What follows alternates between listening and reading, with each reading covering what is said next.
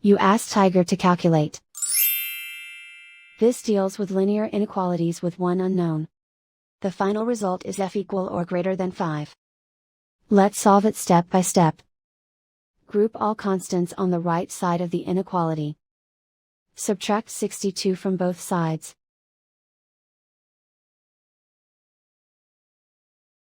Simplify the arithmetic.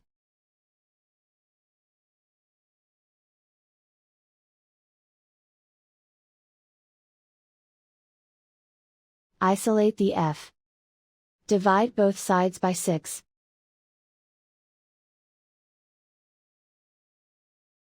Simplify the fraction.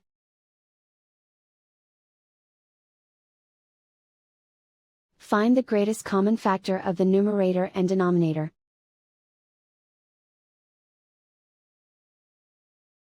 Factor out and cancel the greatest common factor.